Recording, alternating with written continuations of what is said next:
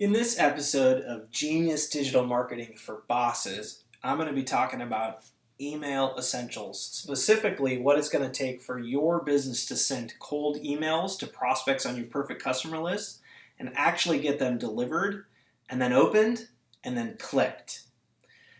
Each component that I'm going to share that's diagrammed and listed on the screen has a ton of value. So with that, let's go ahead and jump in. There are two main types of emails that businesses can send to their prospects. The first are emails that come from the company themselves. So in this case, you see from giant partners. You want to make sure that your logo is at the top, that your call to action with a link is in the first line of your sentence. It's amazing how many people never read past there. Be sure to keep your text short and sweet. I would recommend no more than 3 sentences.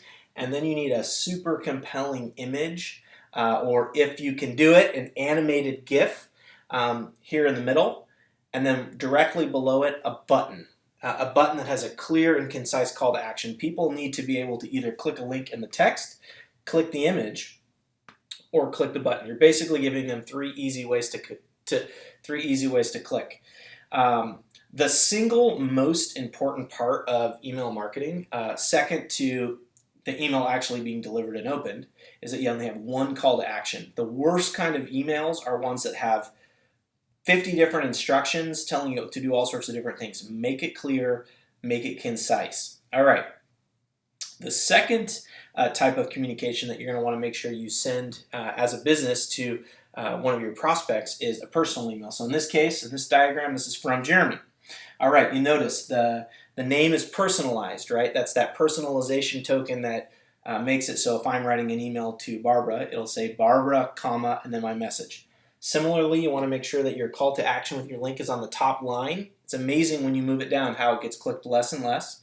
And then if possible, you want to add personalized fields into the body of your copy. So if I was communicating with Barbara, it might say, Barbara, please download our new Health and Human Services infographic, and that could be hyperlinked.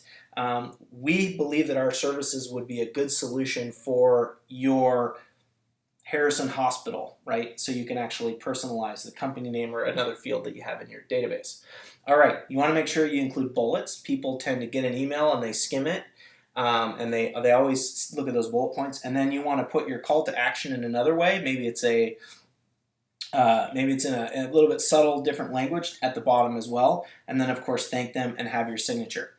Okay, a couple of things that I want to mention that are very much common sense, but a lot of people don't know how it works. There are literally hundreds, if not thousands, of words that will, if you include in your email, it'll automatically make your message go into spam. Some of these include click, uppercase letters, words like cash.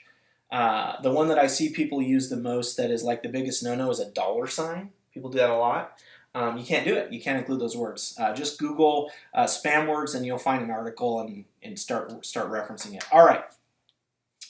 Now that we've talked about the two main ways and the specifically how to build those types of emails, I have listed here 5 things that you absolutely have to do if you want to get performance out of your email marketing campaigns. And again, the assumption is these are cold prospects that you've either built or compiled or you've purchased or acquired in some way that you want to communicate with. The first is you want to drip your emails as slow as possible.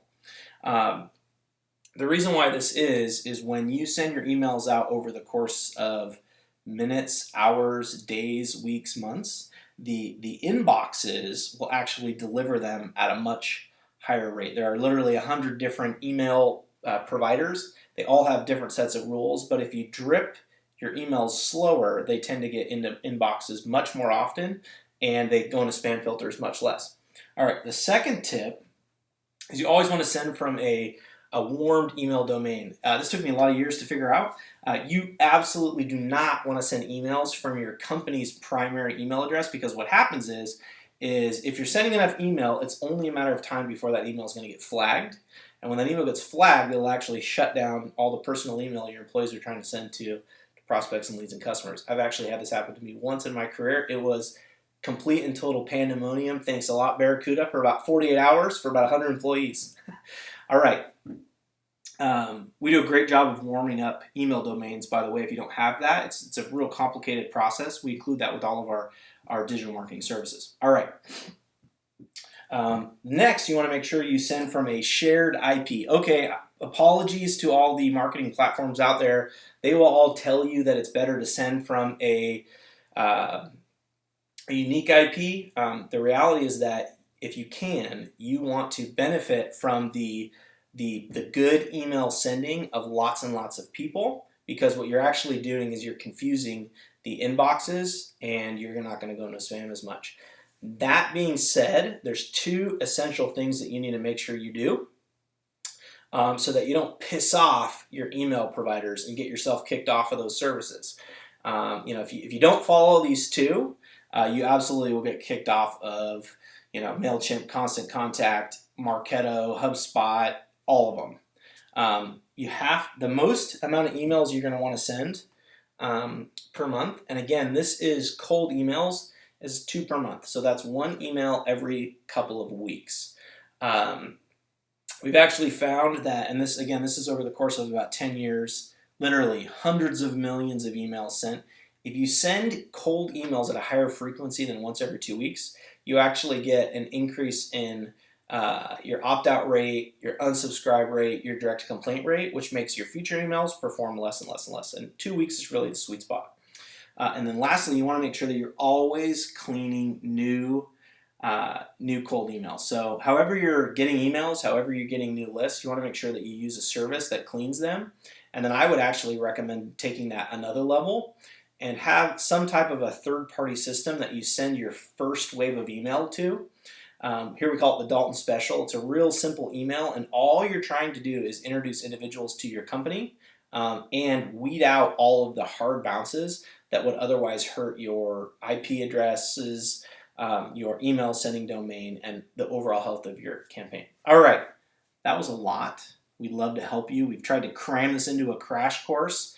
If you follow these email essentials, you will get much higher performance out of your upcoming email marketing campaign. If you got questions, please reach out to me directly. Love to put together a custom strategy session on how we can use email to really bolster and strengthen all the different digital marketing communications you're promoting. Thank you. Have a great night.